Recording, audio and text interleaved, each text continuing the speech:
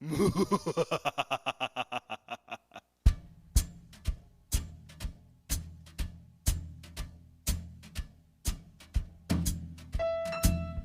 me to the moon. Nope, we aren't doing this again.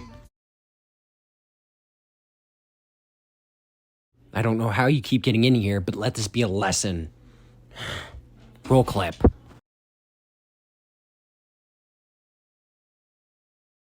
Hello, everybody. Welcome to the Anything But Silent Cinema podcast.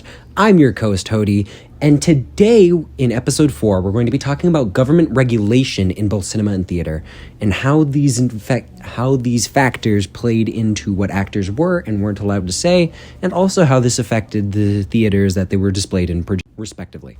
So whilst here in the lovely US of A, laws are in place to not necessarily restrict what actors are allowed to say or what playwrights are allowed to put in their script. There are certain things that, actors of both types and varieties aren't necessarily allowed to say on stage. So whilst we have the lovely and glorious First Amendment, right of freedom of speech, this, however, doesn't mean that an actor can get in front of a camera or get on stage and just start explicitly yelling out racial slurs. You're most likely going to not only get slapped with big fat lawsuits and for racial discrimination and for hate speech, but, the government isn't going to like you incredibly much. There are also laws in place advocating against, advocating for illegal activity like making drugs and, going and robbing a bank, obscenity of explicit kinds like racism and stuff like that. However, something new that we see is against copyright infringement or intellectual property, which is something that we might get into later. But this applies not only to theater, but of course naturally to cinema, which is the new exciting art of the time that is emerging in this period. But that doesn't mean that the buildings that these things are hosted in are free from restriction. For example, government regulation says I'm not allowed to light up a pack of cigarettes while sitting down at the cinema. Not only does this go against, cinema rules, this goes against, public health code. I can't really start a fire in a trash can in the bathroom while watching Phantom of the Opera and expect to really get away with it. But whilst that is a bit more of an extreme example, it doesn't mean that it goes to show that government regulation isn't necessarily a bad thing in this case.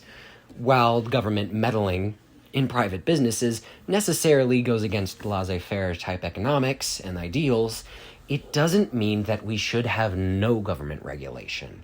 Obviously, actors shouldn't be able to go on stage and begin swearing and screaming and, I guess, in some right, not pretend to be Mickey Mouse if they're not being promoted by Disney.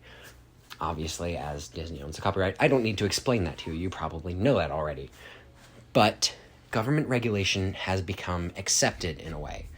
And these laws prohibiting what actors are and aren't allowed to say and or do, and how activities within certain buildings and premises, such as cinemas and theaters, isn't bad. We need to have regulations on what we're able to see on TV and what we're able to do inside buildings. But that's all we're going to really cover today. I know this is a shorter episode, but very few people want to sit down and listen to somebody yap about government policies. So, again, continuing with the idea of a fun fact about theater or cinema, the first feature-length film to use actual sound was the movie Jazz Singer, which was released on October 6, 1927, and this was really an experimental film. But this obviously introduced the idea of sound being used with motion pictures such as dialogue and revolutionized the cinema industry as we know it. But I've been Cody, and I've been with Anything But Silent Cinema, hoping you have a wonderful rest of your day. Goodbye.